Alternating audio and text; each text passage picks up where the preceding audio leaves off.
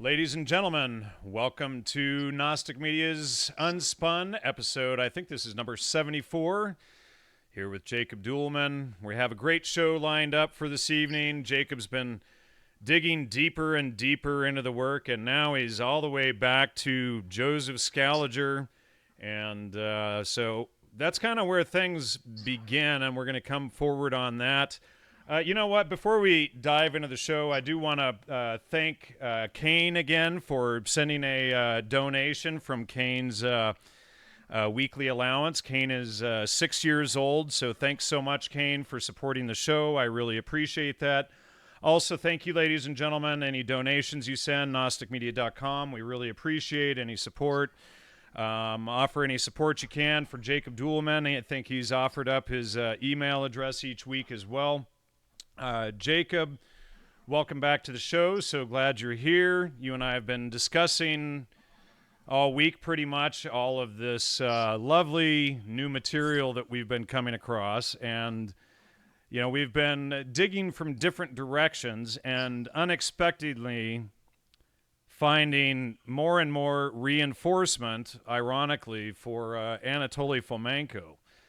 And what I also wanted to say is I gave an interview the other day, and you joined me in the second hour with Kyle Hunt on Renegade Radio, and we broke down a lot of the research there.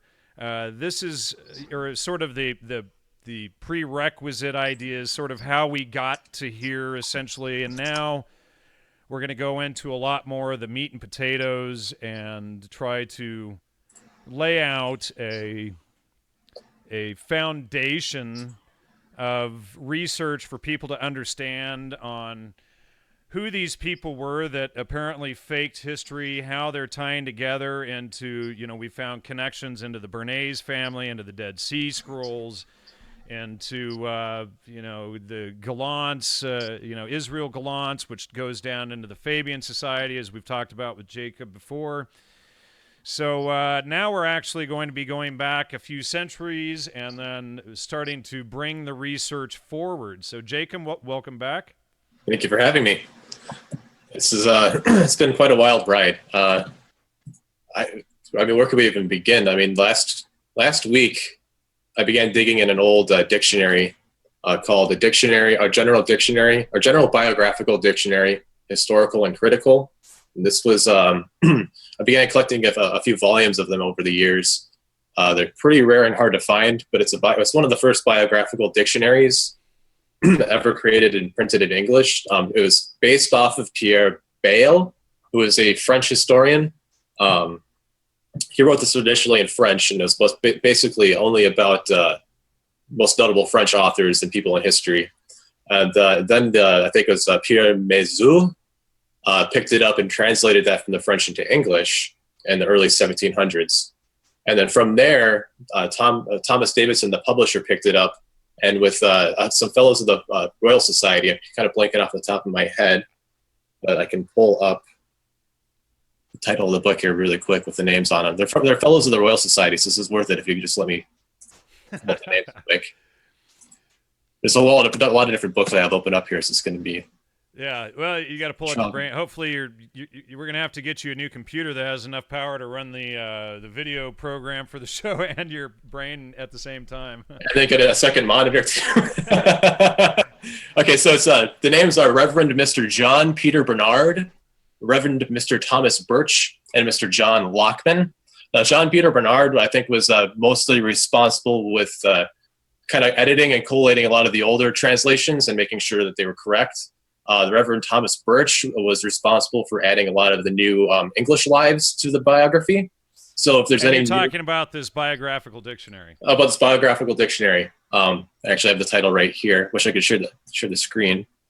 General Dictionary. Actually, maybe I can share it for this. Let's try it. It's just the PDF. And is that coming on okay? Yep, it's up. It's a little bit blurry on there with some of the names because the Google scan didn't kind of come out too well. This is a general dictionary, historical and critical, in which a new and accurate translation of that of celebrated Mr. That would be Mr. Bayle, with the corrections and observations printed in the late edition at Paris, is included and interpreted with several thousand lives never before published.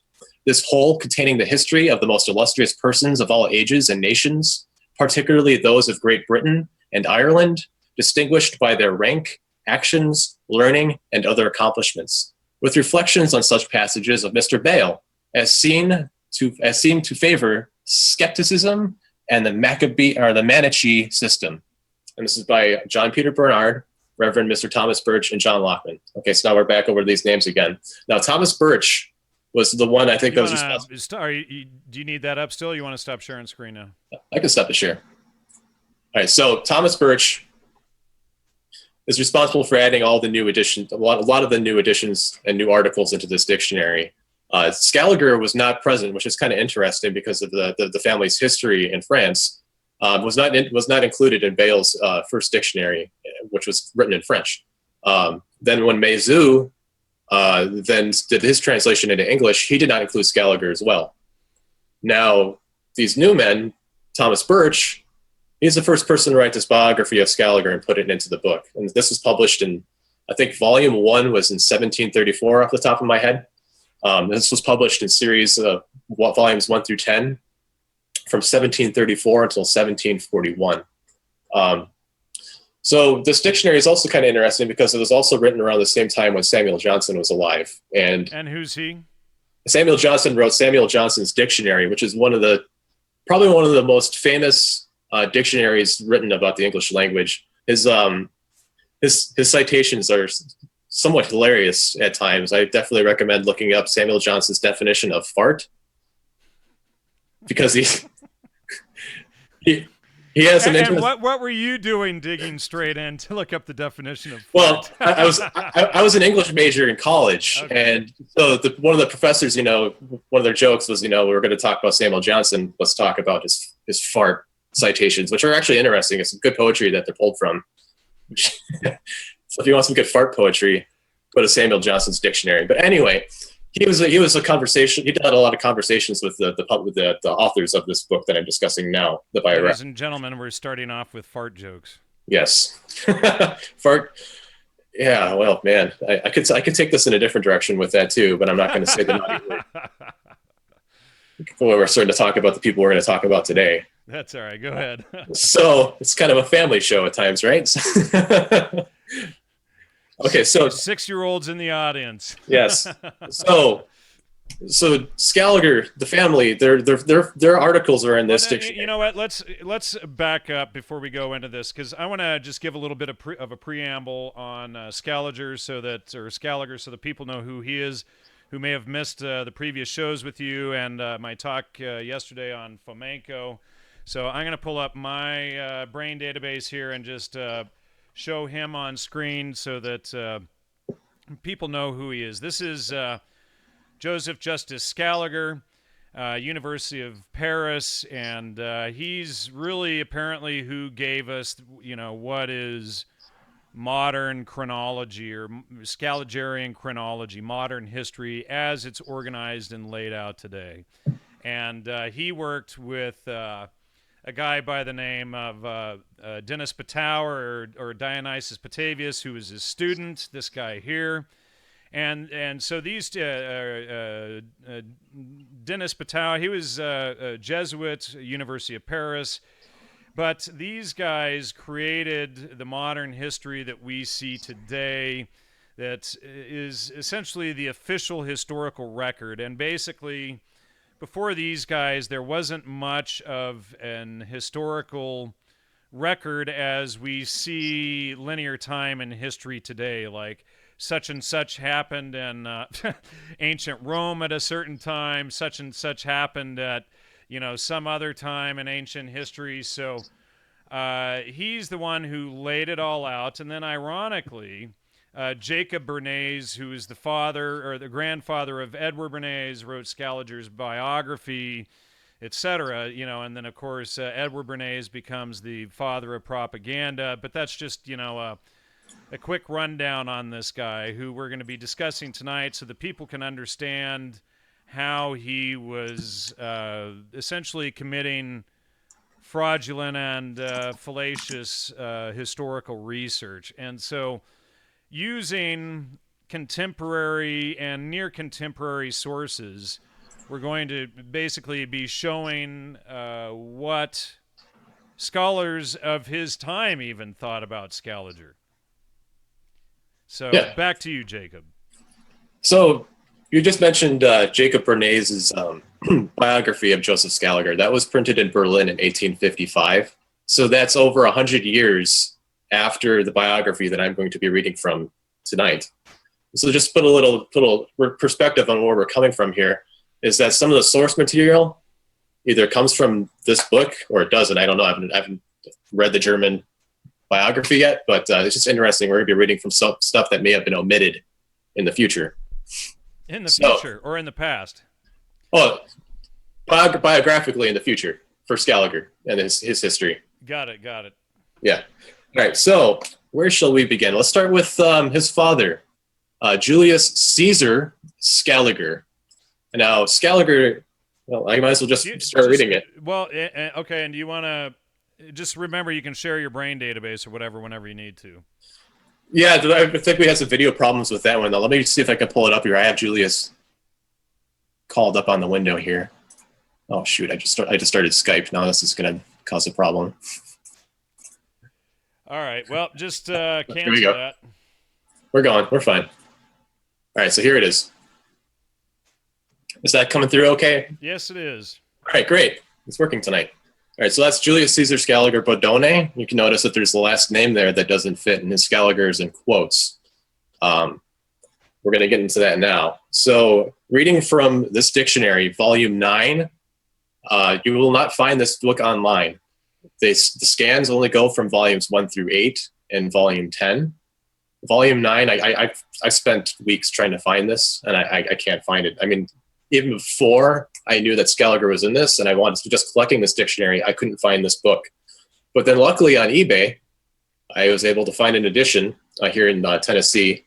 The seller wasn't aware of how priceless this book probably is. And the book was destroyed. So I was able to get it at a nice price, considering.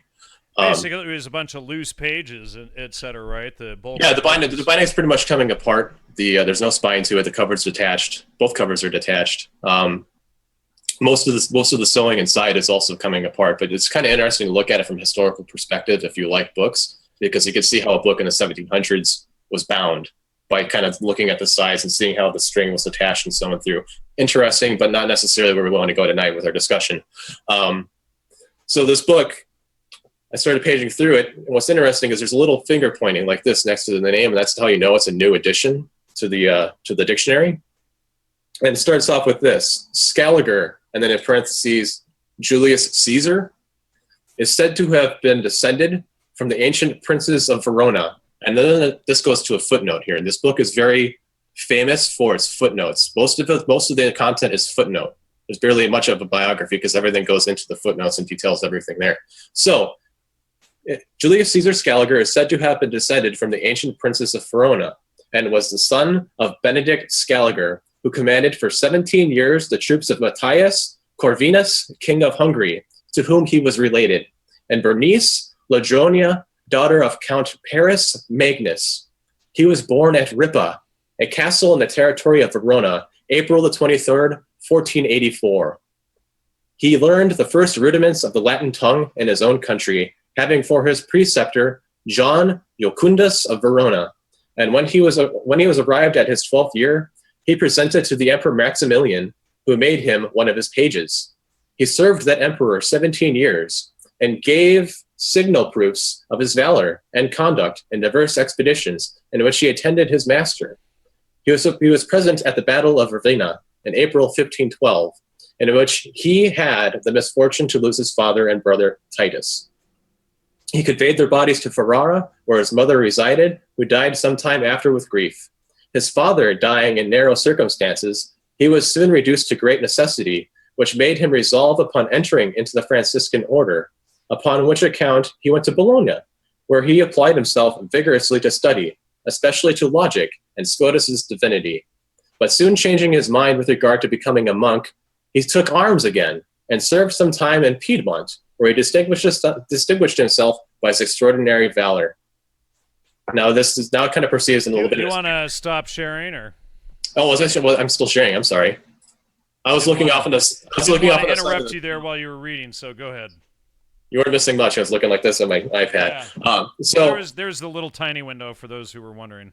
that's a good break, because now we can go back to that first footnote under A. Now we have kind of the official, according to Julius and his family, kind of biography of how he started and where he comes from, his roots. We can now kind of break down into the footnotes on what the editors.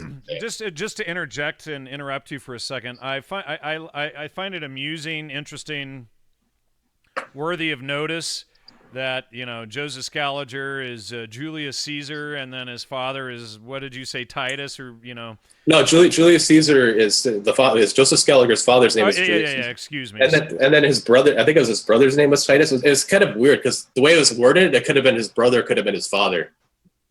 It's weird. Yeah. Well, you know, it's interesting, but, you know, when we see these, and you're going to go into it in a moment, but there is this quote that's totally exposing Joseph Scaliger, and his reporting of his own family's history is entirely fraudulent. Yeah, that's where I'm going right now.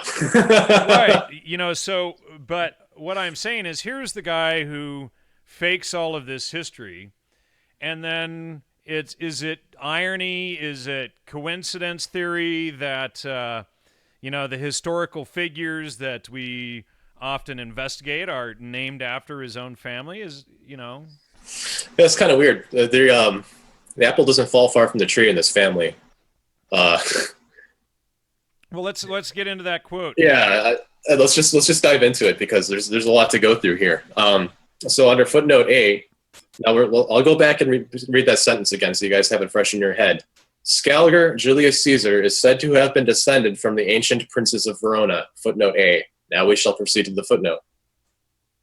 Joseph Scaliger, his son, asserts this in his epistle in Ionum Dausum de Vestuste Gentis Scaligeri. A lot of the stuff's in Latin. I'm going to butcher it, so apologies in advance. Joseph Scaliger, his son, asserts this, but this assertion seems to be contradicted by the letters of naturalization granted by Francis I, King of France, to Julius Caesar Scaliger, in which the mention of such a descent would not have been omitted if it had been well-founded. Whereas he is styled there under Doctor of Physic. He takes there the name of Julius Caesar de l'Escale de Bodom, which last word Mr. de la Monnoy supposes ought to be read Ordonis, the omission of a point over the I before the last letter occasioning it to be read Ordoms. He calls himself there also a native of Verona, because he was born in the territories of that city, and because that city was better known in France than the castle of Ripa. Some authors have attacked the nobility of Scaliger's family and pretend that he was son of a schoolmaster of Verona named Benedict Burden, who, going to settle at Verona, took to the name of Scaliger because he had a ladder for his arms, or because he lived in Ladder Street. Thuanus observes that Augustin Niphus was the first inventor of this story, and tells us in his life that when he passed through Padua, Niphus endeavored to persuade him of the truth of that fiction, which he had invented out of resentment against Julius Caesar Scaliger, who in his writings had not shown regard enough for the works of Niphus, his grandfather, and in this common conversation preferred Pomponius before him. But Joseph Scaliger assures us that Melchior Guiadin and Anthony Riccoboni were the first who pretended to attack his family, and supplied Robert Titius with the stories related by him upon that subject. So now you can kind of see the damage control that Joseph has to do for his father, and a lot of the other people who were kind of his friends kind of saying, well, that's kind of bullshit. He was just doing that because he was attacking my grandfather, blah, blah, blah, blah, blah. You know, this is just the first example of this. Now, what's interesting is if I proceed further into his son's biography, Joseph Scaliger, let me just find the page here. It begins, or it has an interesting quote. Actually, you know what? I'm sorry. I'm looking at the wrong thing. I need to go to Paulus Aemilius. Now, Paulus Aemilius is where Julius Scaliger asserts his name and his birthright. Let me just pull up my brain database. That's where the quote is located. Okay.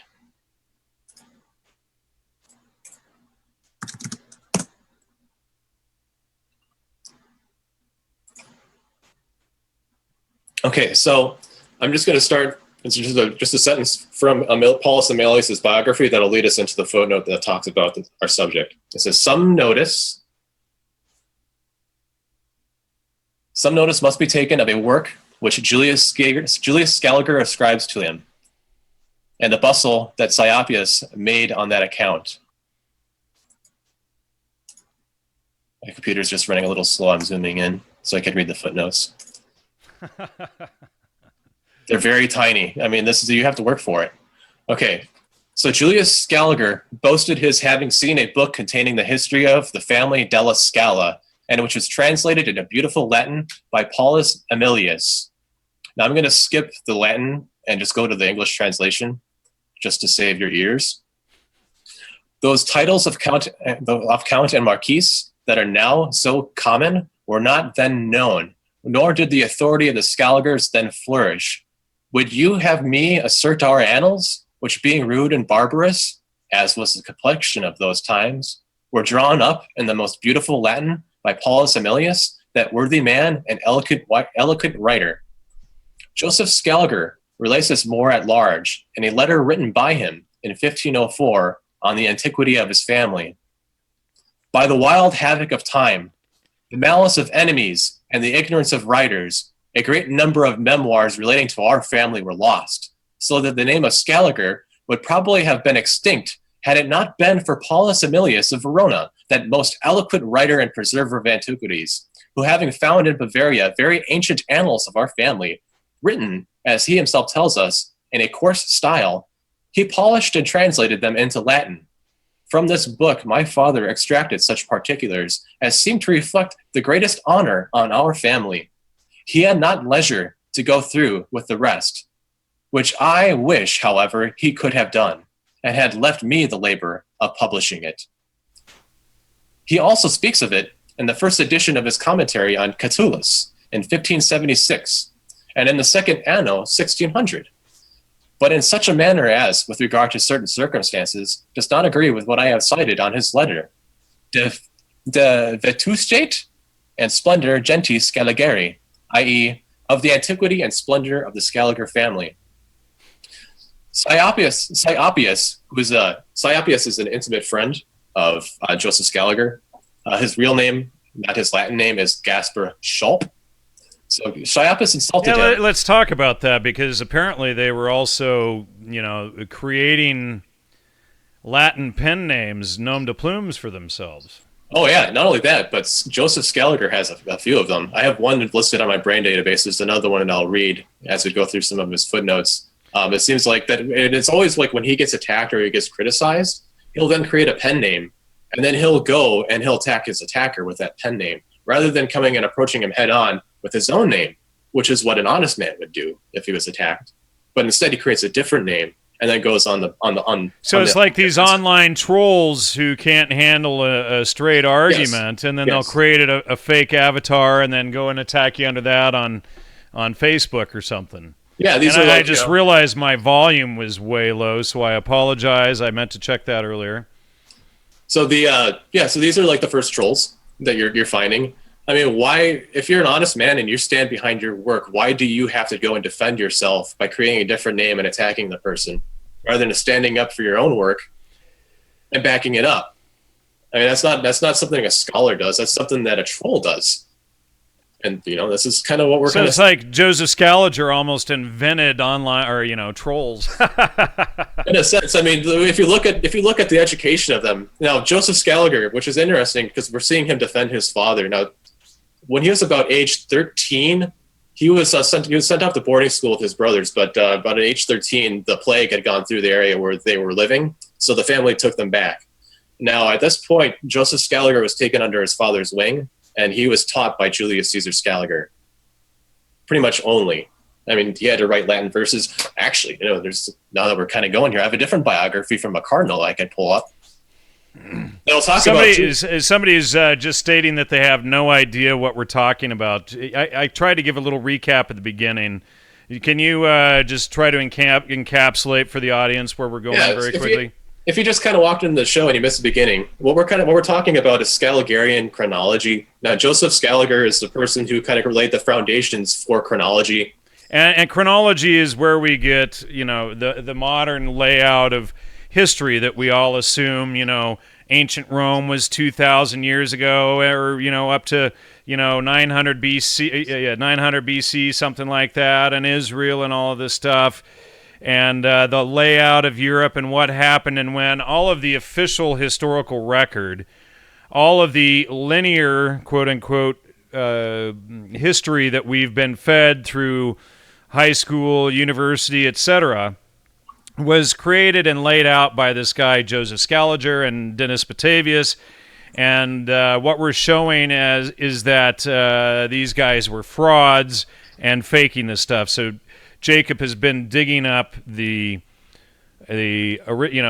contemporary and near contemporary quotes of other scholars discussing these guys and how bad and fraudulent their work was.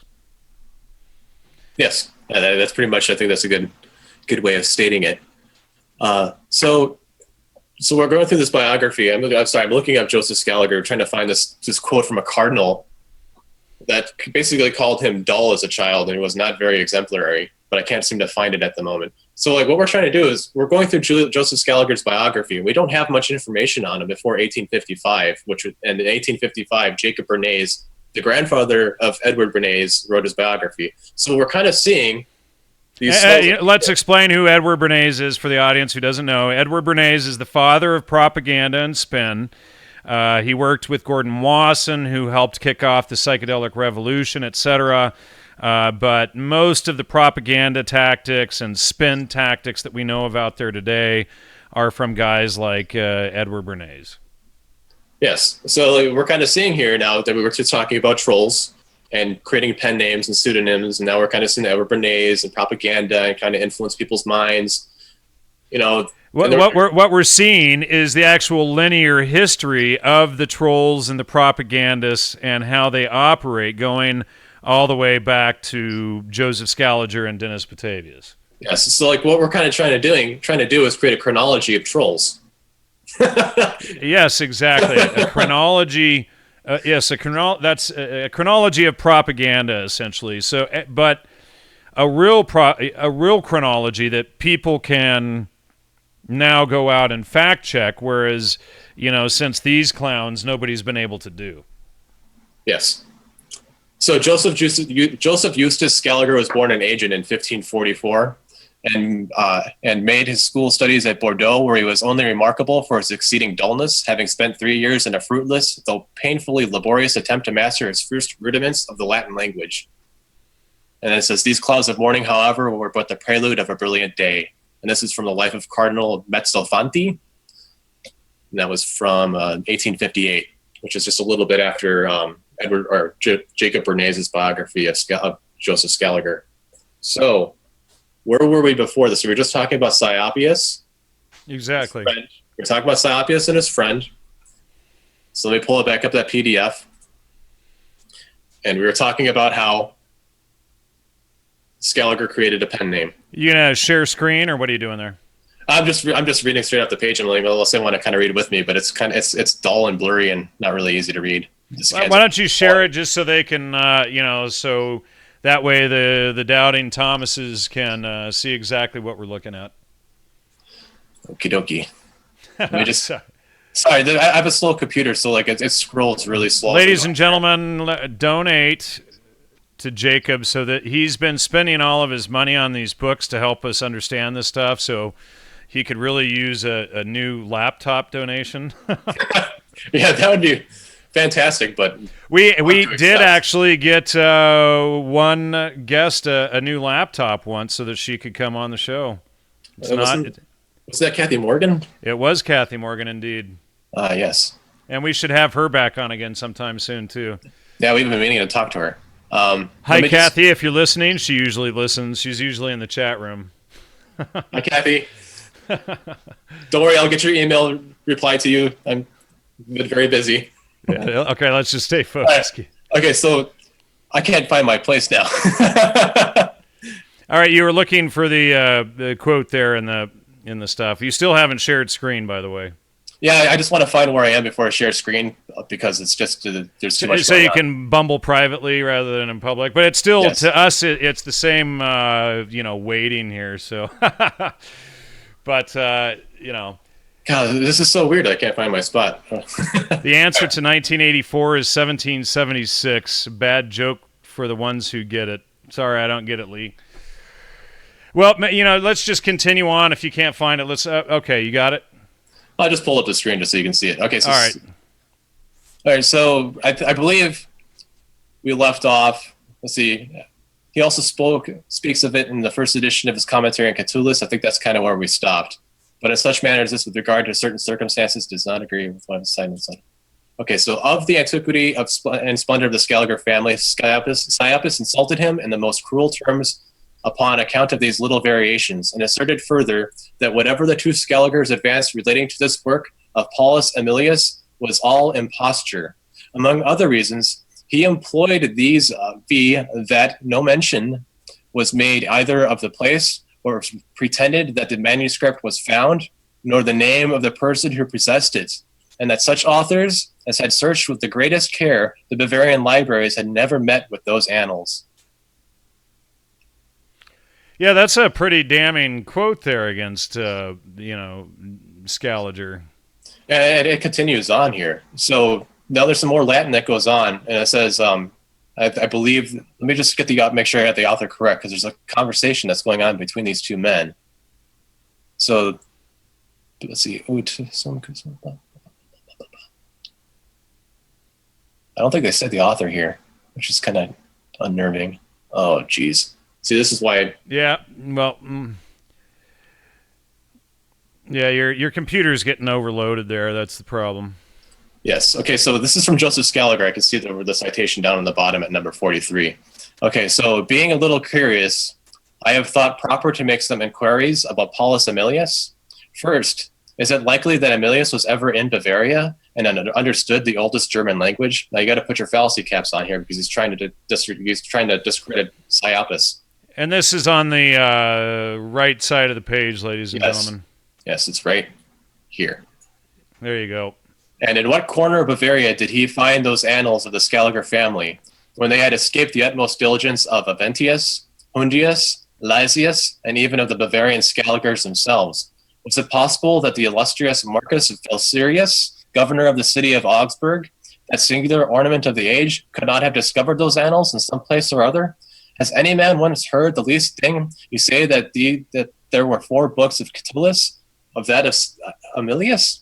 To this Joseph Scaliger replied that a great many books were still unknown, so that no one ought to conclude that Paulus Aemilius had never existed because it was not to be found.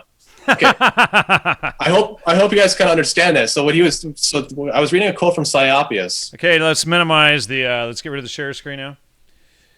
So it's reading a quote by Sciopus, who's saying that he can't find this stuff anywhere in Bavaria that he's talking about. To which Scaliger replies, "Well, just because you can't find it doesn't mean it doesn't exist." And he's the only person who has any record of it ever existing, and no other scholar ever found it ever in history before Scaliger.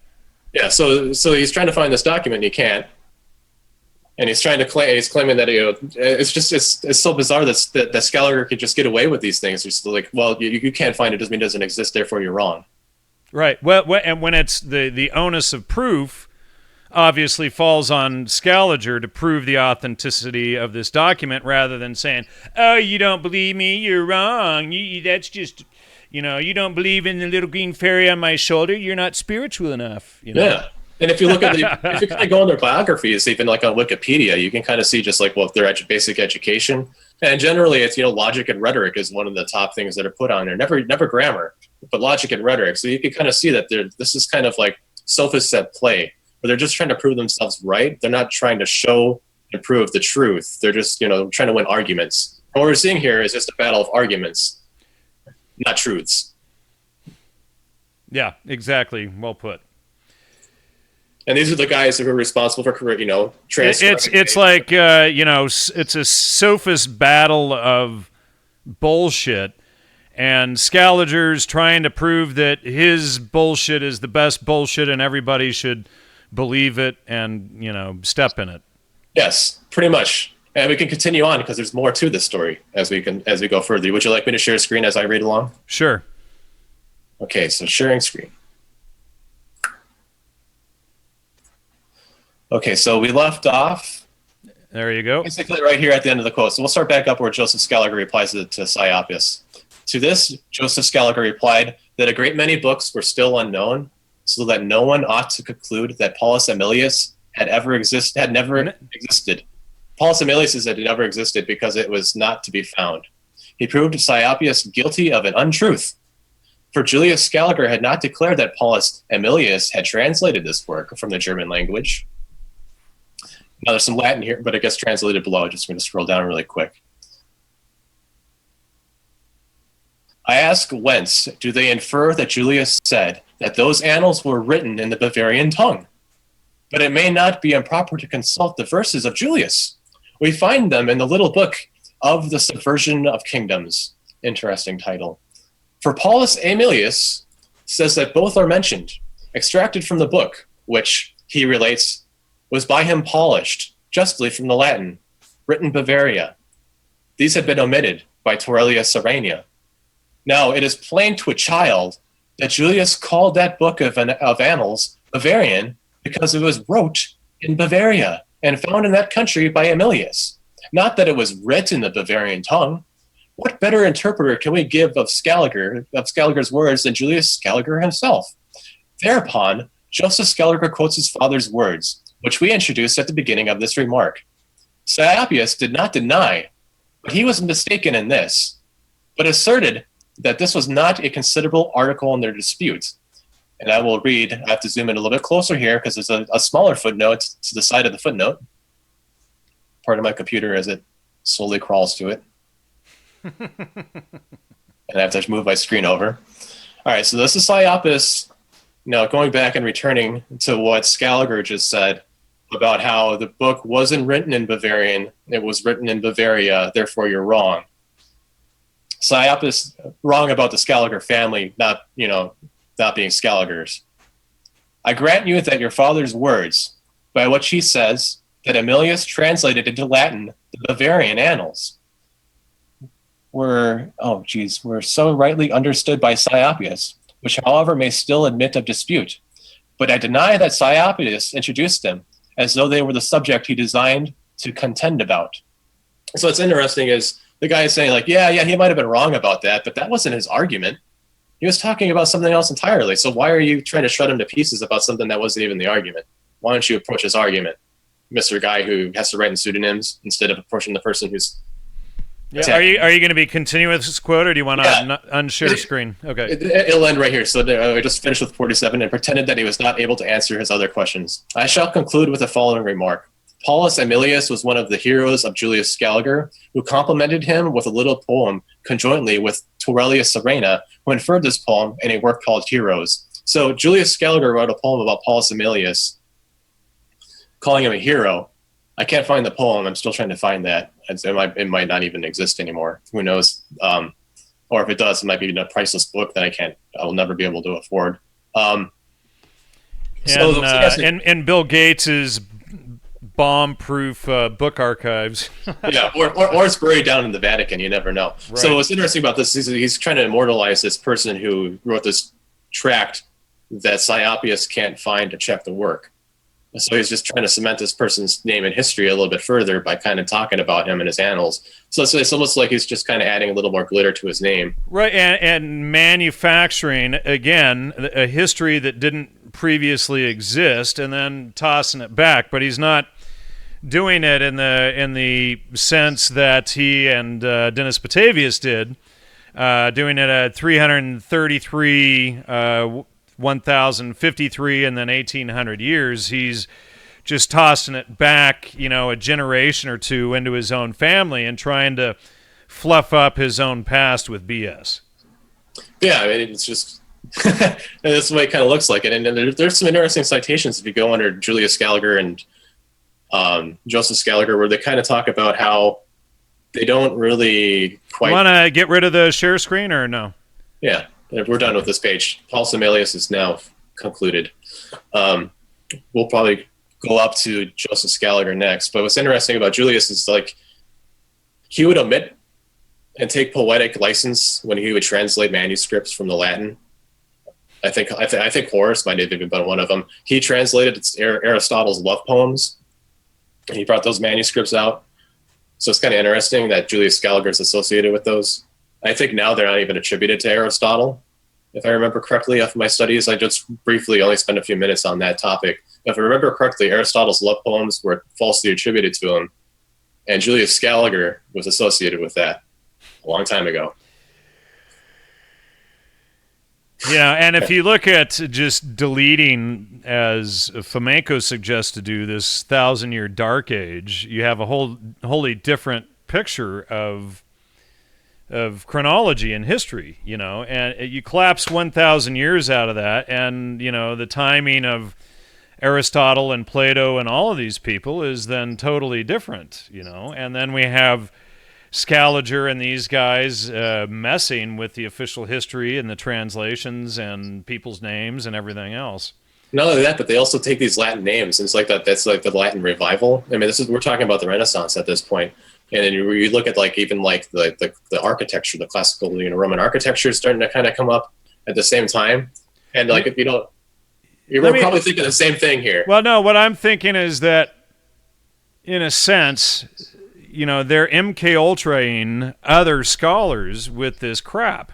They're doing it to their own people, essentially, at their own. Their contemporaries. Yeah, their contemporaries at their own academic level, et cetera. Those who would read their stuff, which obviously wasn't the common folk.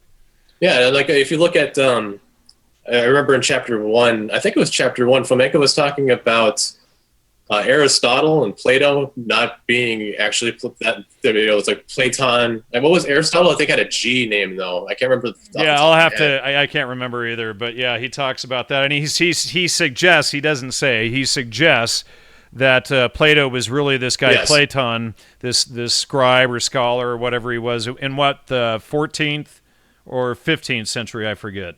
Yeah, it's right around this time. Probably, I think that these would have been like the teachers of Julius Scaliger, because he was born in the late 1400s, and these are the people he kind of looked up to.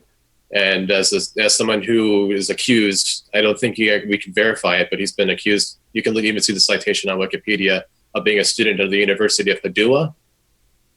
Now, Padua is interesting because we tie that back to a lot of the agents, especially Sir Francis Walsingham, who was Queen Elizabeth I's spy master, who was responsible for creating a spy network all over Europe. I mean, that was his job. And who was his first spy? Wasn't it Dr. John Dee? Yeah, John Dee. That Terence McKenna and all these people worship. That he was the first spy for the Queen of Elizabeth, and McKenna even has a whole video dressing up like him and doing this whole song and dance, but they're not telling you that this is all a spy network. Why would modern spies like McKenna be doing a show and tell about historical spies unless they're all just stretch spies? And these bloodlines, they have such a vested interest. I mean, if you kind of just looking at the histories, you only kind of glance at them like the kings and queens. They kind of come in, you're just like, I'm going to decree this, I'm going to, make this a law, and then it kind of trickles down from there. But they all seem to have this vested interest in preserving their lines. But they also are at war with each other at the same time, and it's intellectually as well as physically. I mean, and the intellectual war I'm kind of seeing right now. And if you look at, France and England, they have that history that going between them. This is Pierre Bayle's dictionary. Now the English have to go and make their own impression on top of that and add their authors as well and their own take on it and add to it. And now if you also look in the 1800s, one of the most famous encyclopedic dictionaries to ever exist was published in Germany. So they have these three competing cultures with all these different dictionaries kind of coming at each other. And so there's so much to study. Well, and let me hold you right there, because look at what's happening right now. You have the Ecole Biblique of the Vatican. You have the Anglican Church and, the Royal Society of England. And then here you have the Russian Society putting all of this information out, saying, wait a second, look, all of this stuff is fake, so it looks like the same intellectual battle going on modernly that was happening in the 16th century there. There's interesting because like we're talking about, well, the 19th century has been kind of a focus of my research, and this is a good point to kind of segue to it off of Joseph Scaliger, and maybe we can kind of come back to him and at the end of the show and pull out some other nuggets and juicy quotes. I know there's one you probably want to hear that I read to you before the show started.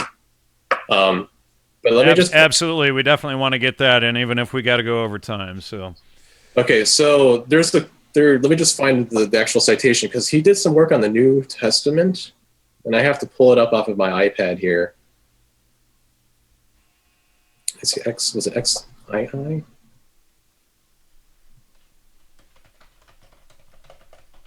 I apologize for the gap. I know with programs and stuff like that, it's generally not kosher to do that. All right, so I found the book. So this is there's a chronology of Joseph Scaliger's works in the footnotes of this biographical dictionary, and his 22nd release, Novum Testamentum Graece cum Josephi Scaligeri in locos difficularis notis. This was printed in Geneva in 1619 in 40. Now this must be after his death, because I think he died in 1603 or 4. Cum notis Roberti Stefani Isigaki Casuabani and Alerion.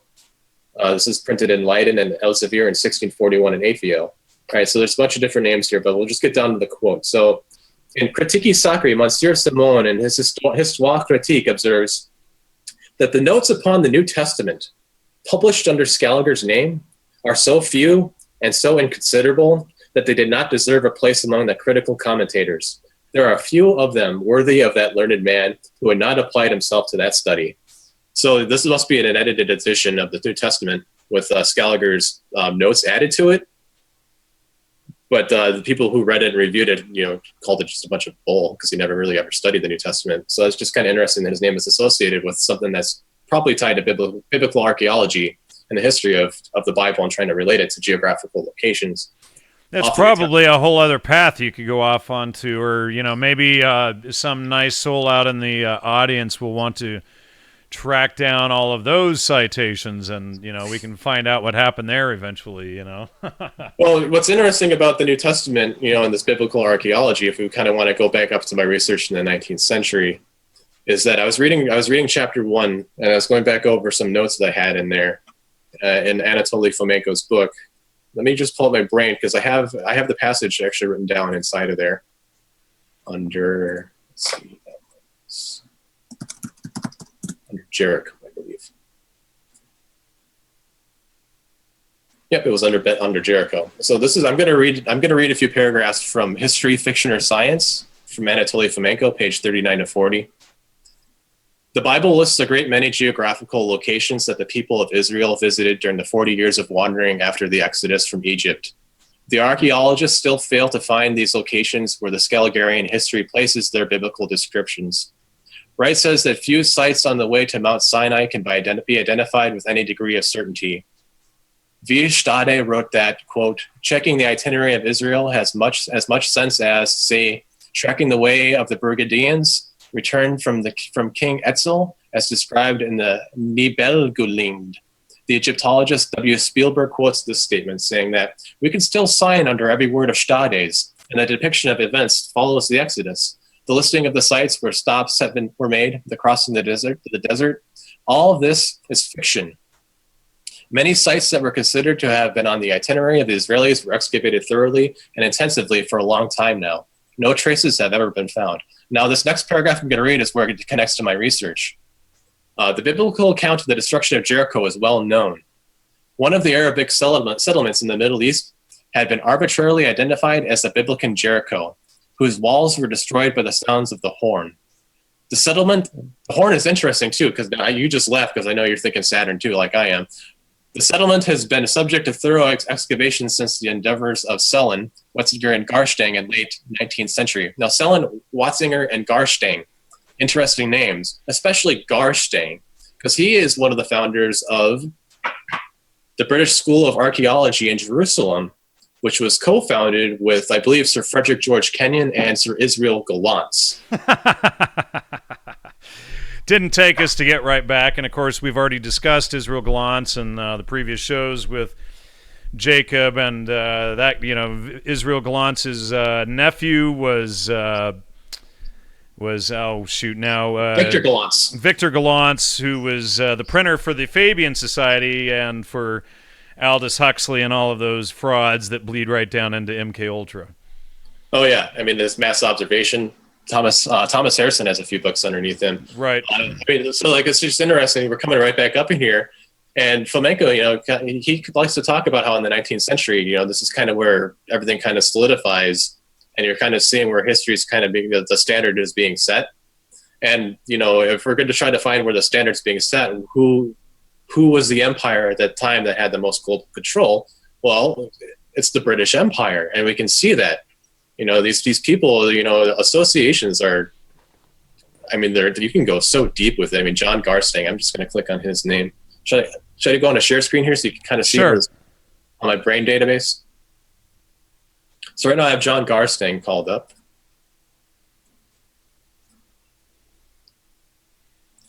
Okay. All right, there we go. So there's John Garstang. He's responsible for the British School of Archaeology in Jerusalem. Your video card is working overtime there, just so you know. But it is showing, but it's struggling. Okay. He was the president or the director of the Department of Antiquities, which is developed under the Mandatory Palestine. He was responsible for the Jericho expedition. Now, the Jericho expedition was actually, let's go back to John Garstang quick, because you can see he's associated with Sir Frederic George Kenyon. As you can see, he's a decorated man with letters. Yeah, your video card is really working hard there. Maybe I'll just close the brain and I'll just use my web version of it, or I'll close the Safari. Well, Actually, I'll close Safari. That one will probably be better to close. Yeah, it's your video card. It's just showing what's showing on screen right now. It's just overworked. Just go quickly so we can get out of, get rid of the share screen. Well, I'll just get rid of it because I'm going to be going through this for a little bit, and it's just going to be a struggle. All right. So Sir Frederic George Kenyon, he is the father. He was the president of the British Academy for a time. What's interesting is he's associated with Arthur James Balfour, who is also president of the British Academy, who is responsible for the British Mandate in Palestine. You're not suggesting that they did all this based on like fake history, are you? Well, or is it? Am I giving it away too soon? Well, what I'm saying is that there seems to be a cell of people who are interested in creating a state in a land based off of biblical history, and this biblical history goes back and is kind of tied to the chronology placed down by Joseph Scaliger, the Roman Catholic Church. I mean, the Roman Catholic Church is heavily involved in this, especially once the mandate is set in place. Well, and then, obviously, Petavius and probably Scaliger as well were Jesuits, and then, quite possibly. Yeah. Well, Petavius was, and then, so this would show an interest with the Catholic Church in all of this. Yeah, and then you have the Council of Trent, which Flamenco suggests was when they officialized the official Scaligerian chronology, and then force that onto society. Yeah, basically, I mean, they're using this to kind of force everything on everybody. I mean, all right, so we're talking about biblical archaeology, and remember we talked about the Israel Stela with Sir William Flinders Petrie, and he was talking, and this is controversial, but he says that Israel was first mentioned on the Stela in Canaan or Canaan. Right. So, that translation is by consensus. It's not a fact. It's not proven. Okay. So this is one of the foundation pieces. And this is from Sir William Flinders Petrie, who founded the British School of Archaeology in Egypt. And he's an Egyptologist who, interestingly enough, was the teacher of Margaret Murray. And he was also the teacher of Gerald Lankester Harding.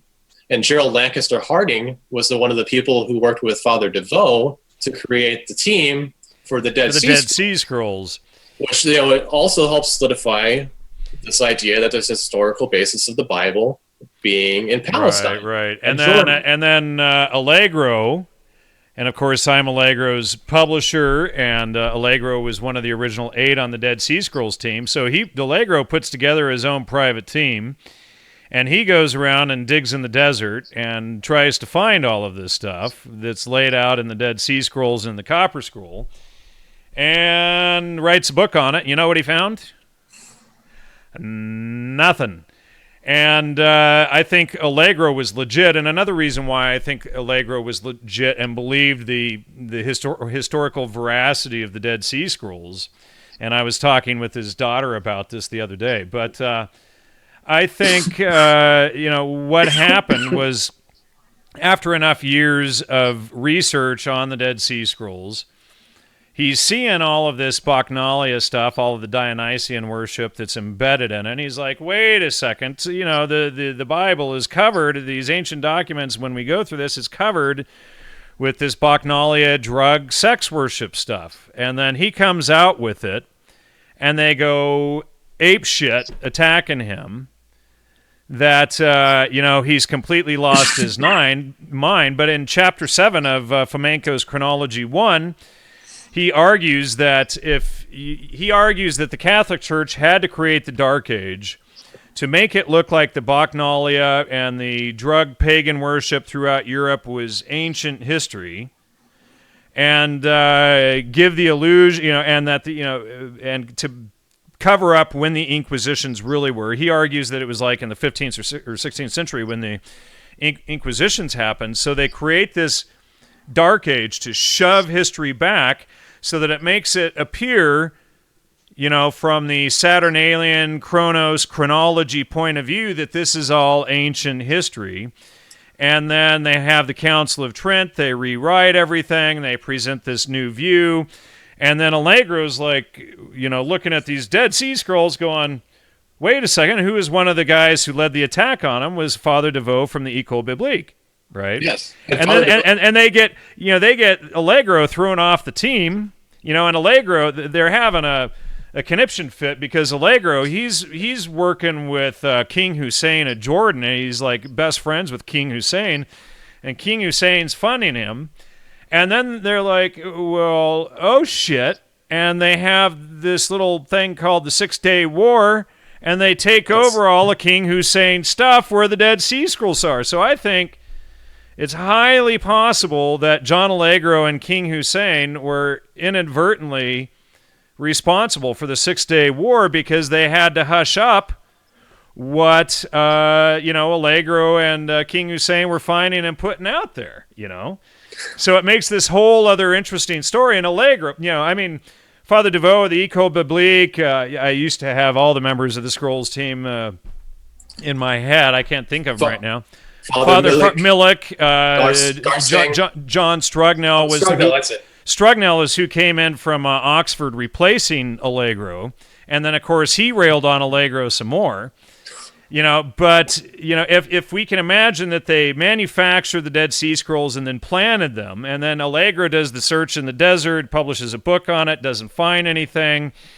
And Allegro's the guy trying to bring all of the attention to the scrolls, and they're like, hold on a second. Allegro was the only source of the Dead Sea Scrolls that anybody had, and they were trying to hush them up the whole way up until 1993.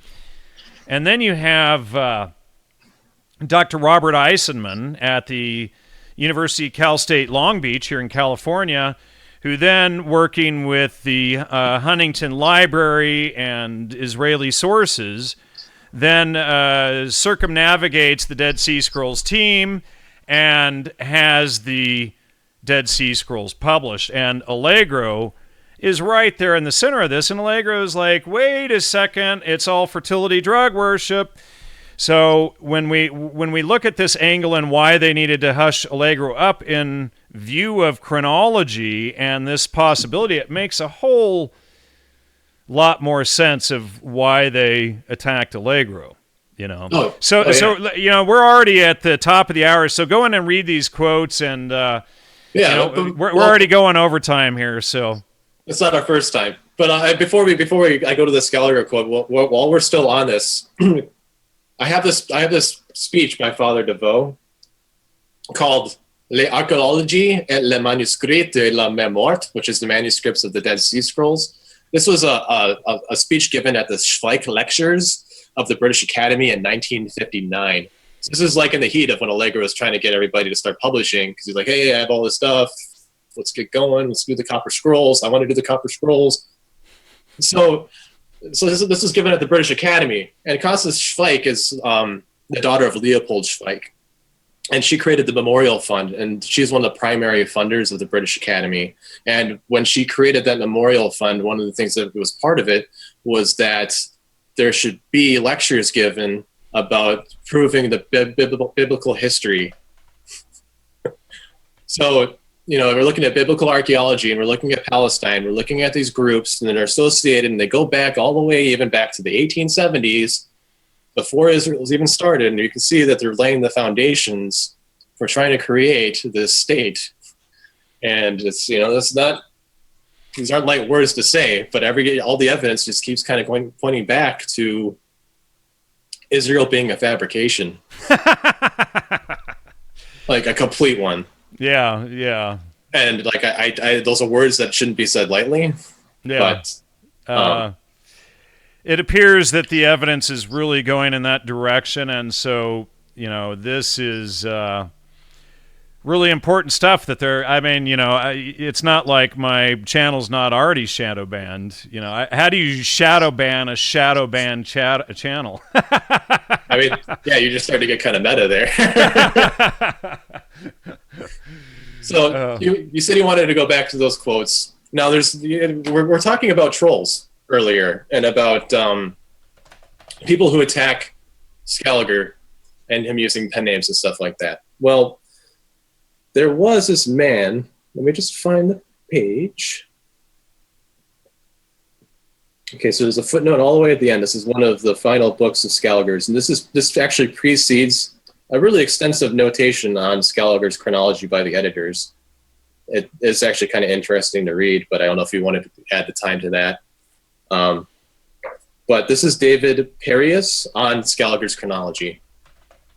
David Perius, professor of divinity at Heidelberg, having found something to censure in the chronological calculations of Scaliger, raised the resentment of our author, who could not bear contradiction, and who published this answer, in which he treated Perius with so much contempt that the latter, imputing this severe way of writing to the study of critical learning, then so much in fashion, told his son one day that the devil was undoubtedly the author of that kind of learning. So this is the description out of the book that was in Latin that I couldn't really read before this, but essentially, this is a professor of divinity who teaches critical thinking, who attacks Scaliger's chronology, and calls it the work, the teaching of the devil. Well, he says that rather than Scaliger approaching him like a man and going point by point and detailing how this man is wrong in his opinions and his review, he attacks him. And because of these attacks, which are, how did he place that? That are imputing the severe way of writing to the study of critical learning so much in fashion. So it was the attack that was so severe. And he taught all of the students, this is bullshit artist 101. This is the making of the devil. So essentially the trolling, the propaganda, the attacks is the making of the devil, because he's not speaking the truth. He's deflecting the truth and attacking. So rather than being on the defensive, he goes in the offensive. And that's his strategy. Whenever he gets attacked, he attacks the person back, and he attacks them harder and louder and with his friends. And if I go through, it's basically a bunch of desk pounding and et cetera, screaming. Yeah, like, how dare you attack me? I'm a learned man. It's like, right, and people called him the most learned man in Europe at the time, when the guy's just a complete fraud. It's like people today think that Einstein is the smartest man of modern times, and the guy was a fraud. Oh, it's his first book. Okay, you're gonna love this. Okay, so his writings, they are as follows. Number 1, Conjectania in M. Terentium Veronian de Lingua Latina. This is in Paris in 1565. Scaliger wrote this work at 20 years of age. Gerald John Vossius. 1.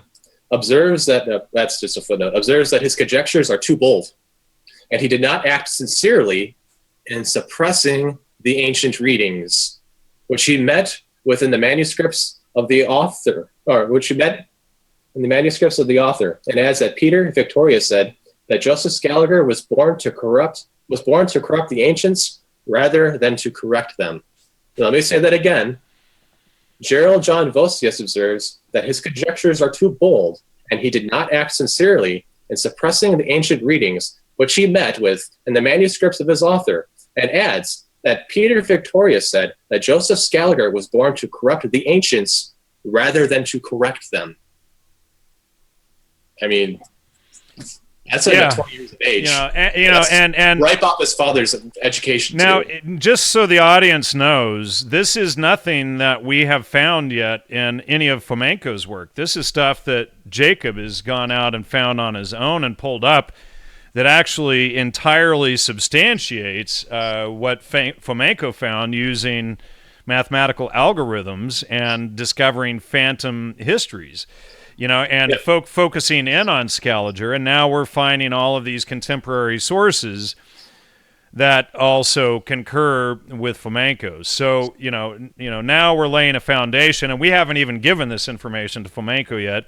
And speaking of which, you and I still haven't found the time to, put together the interview questions for Fomenko, and he has tentatively agreed to come on the show sometime soon. So, we can begin to put all of this stuff together. We can send him these quotes, etc., so he has them for his own work. But there's so much to add to it. And what's great about this, you mentioned that he comes from the statistical aspect of it. I'm approaching this from the literary textual analysis perspective of it. Absolutely. So, there's different grades of scholarship that can be applied to this history and this learning. And there's different skills and talents that can be applied. We need people who are fluent in Latin and Greek, Russian. If there's anybody out there that knows these languages and are fluent and are willing to help out, we'd greatly appreciate it, because there's so much information out there. There's so many books that we just can't read. And I don't have the time to learn Latin at the moment. I work 12 hours of my day, almost every single day, are dedicated to work. So, I stretch my life quite a bit doing what I'm doing already. Understood. So is this a good place to wrap it up, Jacob? Yeah, I think so. There's going to be a lot more information I could pull out of Scaliger, but I'd rather have that kind of neatly noted and put in place. And then if we ever have time, we can kind of go over it again, because I know there's going to be more topics to talk about when it comes to Absolutely. These. Well, thanks for coming back on. You want to give the audience your email address in case they want to contact you or send you a donation? Yeah, you can email me at Jacob Duellman. That's JacobDuellman@gmail.com.